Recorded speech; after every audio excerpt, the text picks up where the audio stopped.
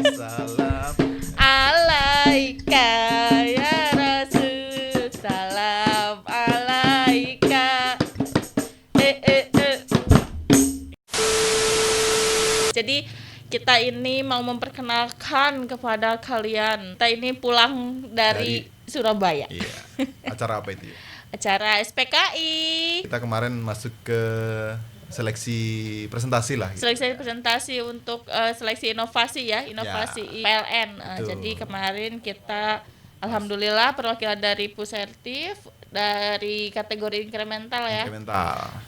Masuk ke proses bisnis manajemen ya. Kemarin itu kita bawa inovasi namanya Kolbu Day. Dwi Aji, Ayu dan Yudi. Bismillah. Jadi buat teman-teman yang belum tahu ya, apa itu kolbu? Apa coba kolbu, Mas Haji? Kolbu itu pada awalnya adalah program untuk calibration booster. Percepatan kalibrasi. Jadi itu yang kita angkat untuk kita majukan sebagai inovasinya Pusertif. Jadi proses bisnis yang kita buat ini baru lah. Jadi awalnya kalibrasi itu hanya di lab, ini kita lakukan di unit yang sudah kita adakan kerjasama gitu. Oke. Jadi seolah-olah kita buka lab di posko unit-unit yang bekerja sama dengan Pusertif. Oke, semacam roadshow ya. Iya. Yeay.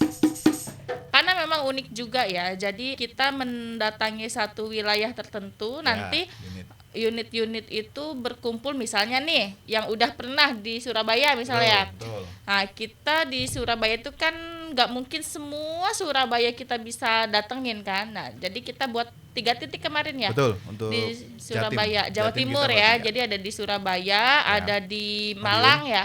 Malang Dan Madiun. Nah, jadi biasanya kalau yang aksesnya terjangkau di Surabaya, berarti teman-teman dari UP3 ya? Betul. UP3 mendatangi poskonya gitu ya? Ya, jadi kalau yang Surabaya kemarin kita buka di UID. UID. Jadi rekan-rekan UP3 yang di sekitaran UID Jatim itu mengumpulkan alat yang akan dikalibrasi ke UID. Jadi kemarin itu kita bisa contohkan UP3 Surabaya Selatan, Surabaya Utara, kemudian UP3 Madura. Iya, semuanya berkumpul di Surabaya. Kalau yang terkait peralatan itu biasanya dari rekan-rekan UP3 yang memobilisasi peralatan mereka. Jadi kan kalau dihitung secara biaya mereka kosnya masing-masing UP3 kan akan besar ya. Iya. Kalau dibawa dari masing-masing UP3 kemudian di lab Jakarta. Iya. Nah, ini kita balik prosesnya. Kita bawa standar PLN Pusertif di lokasi UID Jawa Timur. Ya, jadi itu teman-teman akan mereduce cost dari teman-teman UP3. Iya. Ya, perbedaannya signifikan lah, daripada bawa ke Jakarta kan mending bawa ke Surabaya gitu ya. Gitu. Itulah salah satu tujuan dari Kolbu. Terus kemana lagi tuh yang udah pernah nih, yang udah pernah? Tahun ini aja nih kita udah di kurang lebih ada 4 ya kalau saya nggak salah hitung, coba ya dihitung UID Jatim, Iya. UID Jateng, kemudian Jawa Barat, iya. dan terakhir kemarin di Sumatera Utara. Di Sumatera Utara, di Medan ya. Emangnya udah berapa tahun sih ini tuh pelaksanaan Kolbu ini tuh? Kolbunya sendiri itu inisiasi awalnya di tahun 2023. 2023. Ya, itu saya masih ingat banget di Makassar. Di Makassar, langsung ke Makassar ya? Karena memang yang membuka pembicaraan awal waktu dulu itu di Makassar. Jadi kita coba buka posko pertama kali di Makassar dan antusiasmenya sangat tinggi. Oh gitu. Maka dari tahun 2023 itu kita lanjutkan sampai sekarang. Oh, berarti sebetulnya 2023 itu baru 1. Ya. Oh, jadi pilot project lah ya. Pilot projectnya di Makassar. Terus kalau kayak gitu misalnya nih, alat apa aja yang bisa diikut sertakan di percepatan kalibrasi ini? Apakah semua alat bisa? Itu termasuk yang besar-besar atau hanya alat-alat tertentu aja? Nah, ini untuk saat ini, sampai dengan saat ini memang kita terbatas di alat-alat yang istilahnya daily use ya. Seperti tang ampere, kemudian isolasi pembumian, tester 20 kV itu kita memang terbatas di alat-alat kecil. Oh, yang kecil. Yang jadi, sifatnya rutin ya sebetulnya. Ya, sebetulnya sifatnya rutin karena balik lagi tujuan kita kan dulu isunya banyak peralatan yang sudah dijadwalkan di lab itu salah satunya tidak bisa dikirim. Karena alasannya dari unit-unit karena memang itu dipakai untuk sehari-hari. Jadi kalau harus dikirim ke Jakarta membutuhkan waktu mungkin bisa lebih dari 1 minggu 2 minggu, itu ya operasionalnya akan terganggu begitu. Oh ya. Jadi salah satu tujuan awal ya kita berangkat ke sana itu kalibrasi alat-alat kecil yang sering digunakan untuk operasional sehari-hari di unit. Oh gitu. Jadi kalau misalnya dibawa ke sini waktu tunggunya itu lama ya karena belum nganterin, belum ngujinya, nanti udah selesai diambil lagi. Kalau misalnya di Kolbu kan cuman mereka datang sini, berapa lama prosesnya kalau di Kolbu? Cepat ya? Kalau di Kolbu itu biasanya kita buka posko 1 minggu. 1 minggu. Ya itu waktu tunggu paling lama 1 minggu. Ya. Cuman pengalaman, jadi misal katakanlah kita buka Senin nih, itu udah alat kan sudah standby di posko unit. Iya. Itu Senin itu sudah bisa kita mulai kalibrasi, sorenya sudah bisa diambil. Wih, one day service ya. Ih, keren kali. Coba bayangin kalau harus di lab, nganternya aja butuh waktu 1 atau 2 hari kan.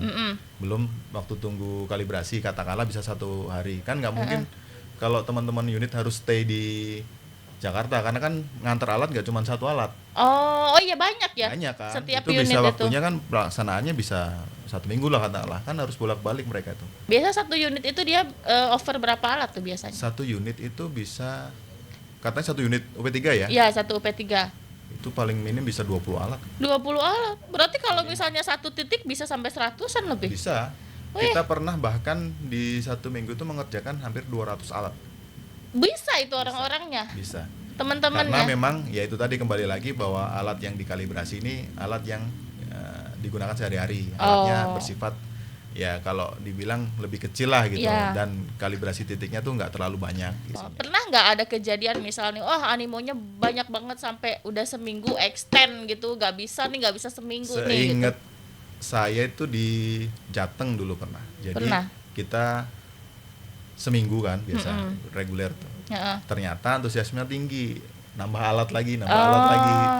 Dari tim kalibrasi waktu itu memutuskan oke, kita extend 3 hari ke depan. Jadi hari Sabtu Minggu kita off, Senin Selasa Rabu masih di sana. Harusnya kita tuh Sabtu sudah kembali ke Jakarta. Terus kalau misalnya kayak gitu, itu gimana nih prosesnya? Apakah kita over dulu ke unit atau misalnya unit yang udah tahu kan? Mungkin unit-unit belum pada tahu ya ternyata Pussertif itu punya layanan seperti ini gitu. Jadi memang dari kitanya memang harus promosi ya, menawar-nawarkan begitu. Ya, kalau dari Kolbu ini penjajakan awalnya biasanya kita kita by WA dulu lah. Jadi kalau dari Pussertif kan tahu ya PIC mana saja. Ya. Coba kita jajakin, hubungin dulu. Gimana kalau di unit Anda kita buat Kolbu nih. Kolbu ini seperti apa kita jelaskan kan. Kami minta data alat, sekiranya nanti bisa kami kolbukan, akan kami adakan kolbu di unit saudara gitu kan. Nah itu dari situ kita dapat alat, kita inventaris, coba alat berapa jumlah yang bisa dikolbukan. Kalau memenuhi syarat ya kita kemudian nanti akan bersurat, biasanya lewat AMS. Nah terus ada ini nggak syarat minimum nih? Minimum harus sekian alat kita baru bisa datang ke sana gitu. Jadi untuk optimalisasi pelaksanaan sebenarnya kita punya target itu di 100 alat lah. 100 alat minimal. 100 alat tuh minimal. Kalau misalnya itu udah daftar duluan kita nih, udah dapat katakanlah 150, kita udah plotting 150 itu seminggu misal. Terus tiba-tiba di sana itu nambah, berarti boleh kita ke sana itu daftar. Jadi daftarnya itu bukan di H-min aja atau ya udah deh kalau nggak daftar di H-min itu nggak bisa gitu. Apa gimana? Itu kembali lagi ke pada saat pelaksanaan ya, kita fleksibel aja sebenarnya karena dimungkinkan daftar yang alat diserahkan pada awal itu kan kita nggak tahu pengerjaannya ya. Itu kita buat worst case-nya lah, kita waktu seminggu tuh udah maksimal gitu. Ternyata pada saat pelaksanaannya itu mungkin bisa lebih cepat. Nah itu tidak menutup kemungkinan kan kita masih di sana gitu. Sayang aja kalau kemudian kita tidak mengerjakan kalibrasi tambahan, gitu. Kalau memang ada yang bisa kami kerjakan ya kerjakan lagi. Oke, berarti prioritinya adalah yang udah daftar Betul, duluan. Prioritasnya adalah yang sesuai daftar. Tapi tidak menutup kemungkinan kalau ada tambahan dan masih kapasitas kami masih bisa mengerjakan ya kita kerjakan. Dan kalaupun extend tadi itu dengan quote unquote ya masih ada syarat dan ketentuan lah. Kalau memang ada persetujuan dari manajemen ya bisa dilanjut. Kalaupun tidak ya mungkin bisa kita next kolbu lah gitu, kita adakan itu untuk masuk peralatannya.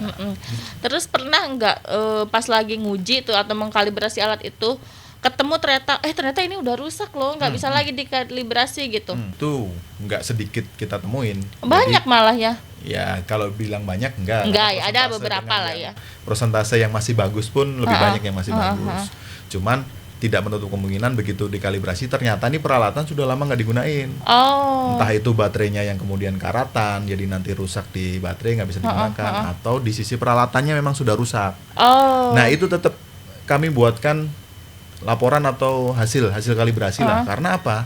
Itu bisa digunakan untuk unit sebagai referensi atau itu mau ganti reparasi atau mau minta permohonan untuk penggantian alat. Berarti itu menjadi dasar rekomendasi ya. Balik lagi, kita hubungan peralatan itu digunakan kan untuk pelayanan pelanggan ya. Iya betul. Keandalan. Ya betul. Keandalan itu kan ditentukan ya. Kalau kita tidak berpaku pada peralatan kepada siapa lagi kan gitu. Jadi dengan kalibrasi ini salah satu tools untuk menjamin bahwa akurasi peralatan itu masih terjaga. Keren banget. Terus nih, tadi kan udah ke beberapa tempat. Ya. Sampai ke mana lagi? Katanya pernah ke luar negeri. Kalau itu bukan ya, beda. Beda, tapi memang Pusertif ini sebagai for your information aja ya. Asik. Terakhir kemarin tim kalibrasi Pusertif itu melaksanakan kalibrasi KWH meter di Timur Leste. Waduh, keren internasional kan? Udah go internasional. Kurang lebih nih, koreksi kalau salah ya nanti di komen ya. Ada kalau nggak salah 26 unit KWH meter di beberapa titik GI di Timur Leste. Berarti kalau gitu sertifikasi yang kita keluarkan sudah diakui internasional dong ya. Untuk saat ini Timur Leste mengakui ya. Mudah-mudahan nanti ke depan negara-negara tetangga lain kalaupun memang membutuhkan jasa kalibrasi Pusertif kan tidak menutup kemungkinan ya. Bolehlah ke Singapura gitu ya. Terus tadi kan prosesnya udah ternyata itu sebentar ya, cuma seminggu aja. Bahkan bisa seminggu itu paling lama ya. Selesai semua, bahkan bisa one day service gitu. Nah, terus tadi juga ngomongin keuntungan. Ternyata keuntungannya adalah menjaga keandalan pasokan listrik. Ya, itu setelah implementasi pemakaian dengan keakurasian peralatan ya. Itu untuk menjaga keandalan penyaluran tenaga listrik. Iya, dan juga keuntungan lainnya adalah kita jadi mengetahui kan kesehatan peralatan ibaratnya ya. Yang terakhir nih, nextnya itu mau kemana lagi? Kolbu. Iya. Untuk tahun ini minimal kita sudah jajakin 2 lokasi. 2 lokasi. Berarti setahun ini kalau yang nextnya jadi 2 berarti udah berapa nih tahun ini? 6 total. 6. Tahun lalu? Tahun lalu 6 lupa deh, kalau nggak salah 6 nih. Oh iya, berarti memang 6 unit ya, tapi titiknya kan 1 unit bisa 2 atau 3 titik gitu. Oh iya, berarti walaupun unitnya sama, titiknya belum tentu sama ya, bisa jadi bertambah ya. Betul. Untuk tahun ini rencana 2 lagi itu kita sudah jajaki komunikasi dengan Sulawesi nanti di mana? Makassar lagi. Jadi kita nostalgia lagi ya. 2023 ya, pilot projectnya. Sama sudah mulai pembicaraan ke UID Lampung. Di Lampung. Ya. Mereka belum pernah dan kemarin secara tersirat sudah sempat saya komunikasikan dengan teman-teman Lampung. Mereka tertarik begitu. Oh gitu. Kalau di Lampung juga kan kalau nggak salah pembangkitnya kan dekat juga ya? Pembangkit dekat. Bisa ya kalau pembangkit? Apakah harus distribusi aja atau bisa? Nah ini yang Kolbu kita awal sebagai inovasi nih, balik lagi inovasi kemarin memang baru ke unit-unit PLN holding ya. Kemarin sempat anak perusahaan kita sertakan itu di Haleora Power. Haleora Electric Service ya sekarang. Yang di mana? Dulu di Banten, yang kemarin di Banten. Banten kemarin cukup banyak dari Haleora bergabung. Nah ini nanti bisa kita jadikan pengembangan inovasi ya. Asik. Kolbu 2.0. Nah, nggak menutup kemungkinan di luar PLN Holding. Cuma memang skemanya kita harus matangkan ya. Jadi selain unit PLN nanti coba kita jajaki untuk ke subholding. Nanti nextnya ke swasta. Itu kan selain pengembangan, kita bisa melihat potensi pendapatan ya di situ potensi ya. Cuan kan swasta ya. Selain kalau di PLN Holding kan kita fokusnya ke efisiensi biaya ya. Ya betul. Nah ini kan kalau kemudian nanti siapa tahu bisa Kolbu menjajaki ke swasta dan subholding kan tambahan pendapatan untuk Pusertif gitu. Gitu ya. Oke. Terus kalau misalnya setahun tadi 6 kali, nanti tahun depannya apakah tetap mau 6? Karena kan berarti kan 6 kali itu ada unit yang baru sama ada repeat order yang lama ya. Betul. Karena tadi harus diulangi ya. Ya. Berarti nggak menutup kemungkinan makin ke tahun yang akan datang akan makin bertambah ya. Betul. Berarti unit baru ditambah unit yang repeat sudah itu. sudah yang rekalibrasi ibaratnya lagi, gitu ya. Berarti siap-siap nih.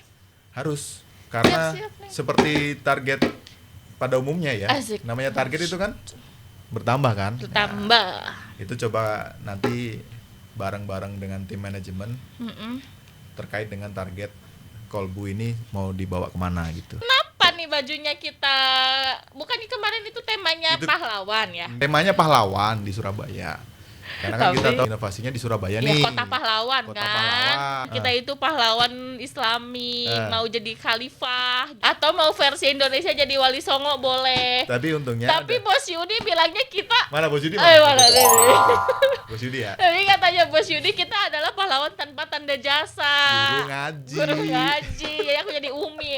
Menang. Tapi menang best kostum. Memang. Ya walaupun kolbunya belum maksimal ya. Iya, ya itu kan Cuman tadi berarti pengembangan buat Betul. kita nextnya Kolbu 2.0, berarti kita setidaknya punya pengalaman. Ya, jadi balik lagi ke inovasinya ya. Iya. Banyak yang nggak tahu, kalau saya pribadi sih ngambilnya banyak pengalaman ya. Iya. Mulai dari kita gedebak-gedebuk dar-der-dor nyusun si makalahnya. Iya. Terus dari situ alhamdulillah lolos gitu kan ya sampai Alhamdulillah. presentasi. Kemudian pada saat presentasi, oh ternyata banyak yang ya mungkin lebih siap ya Lebih daripada siap, kita ya. betul. Pengalaman tuh Seru. memang nggak bisa dibayar pakai apapun. Ya. Karena kalau nggak gitu kita jadi nggak ada bayangan nextnya itu Ya. apa yang mau kita perbaiki gitu. Kalau nggak kita coba, Betul. Karena kan dari pertanyaan-pertanyaan jadi muncul masukan Ya. juga kan buat Banyak kita. masukan dari juri yang bisa kita jadikan untuk pengembangan dan perbaikan di sisi baik itu dari sisi materi kita, presentasi kita, Iya. penampilan kita saat presentasi. Betul, yang termasuk mungkin kelengkapan data ya, Ya. yang sebetulnya kita ada, cuman tidak terdokumentasi dengan dengan pada baik. saat itu ya. Tapi dan buat teman-teman saat ini yang di unit-unitnya itu pengen penasaran atau pengen kayaknya seru juga nih Kolbu cepet gitu ya, boleh hubungin kemana? Bisa kontak saya Dwi Aji Prasetyo, staf pelayanan pelanggan regional 2 PLN Pusertik. Bilang saya mau Kolbu Deh. Dwi Aji. Ayo dan Yudi. Yudi.